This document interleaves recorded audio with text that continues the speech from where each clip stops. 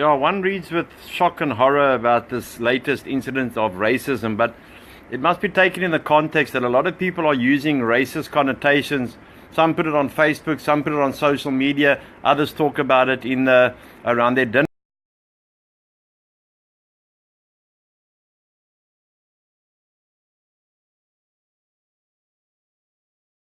Fueling it to make this country almost unmanageable. We can look about our young children that are dying on the Cape Flats. Young children that have been murdered, been shot, even those who are not involved with gangsterism.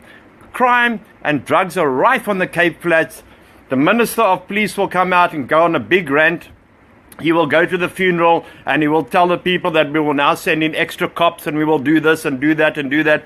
But after a while it dies down, nothing happens, they sign a peace accord, then you see ministers with known drug lords. So who are we trying to fool? This political correctness in our country is busy killing our children. This red tape crap is busy killing our nation.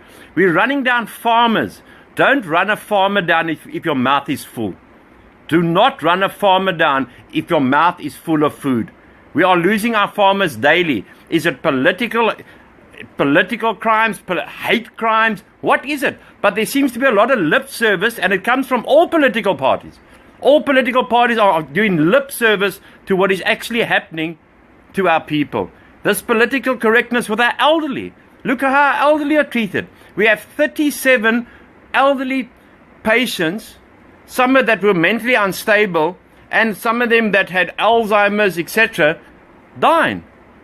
In another country, that would have been a massive outrage. The Minister of Social Development or Social Services would have resigned and fallen on his sword. In this country, if you won't fall on your sword, you'll get a promotion.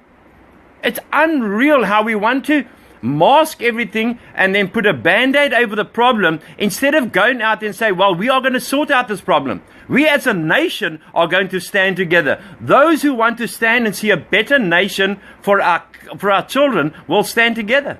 But at the moment, evil is prevailing. At the moment, money talks.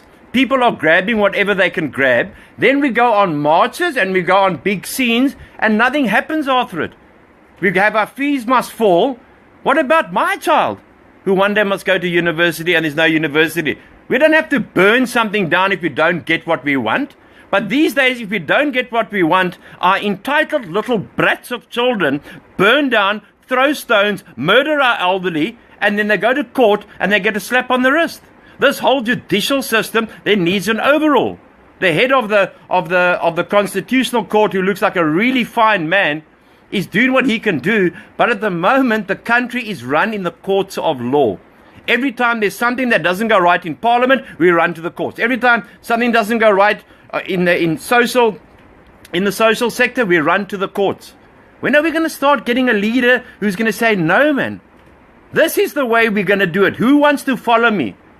Or is the pay packet too big? We're playing lip service, and this is to all political parties.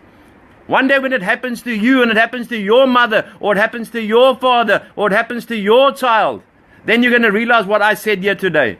Stop playing with people's lives. Stop playing with people's lives. We need to rebuild this country. We need to stop labeling people. We need to stop being so politically correct all the time. We've been politically correct to the point that it's nauseating. That we're even scared to tell our children what to do.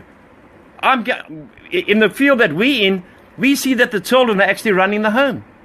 When are we going to grow up and get a bit of backbone? When are we going to save our nation, or are we just going to watch it slip away? Because at the moment, all we're doing is watching it slip away.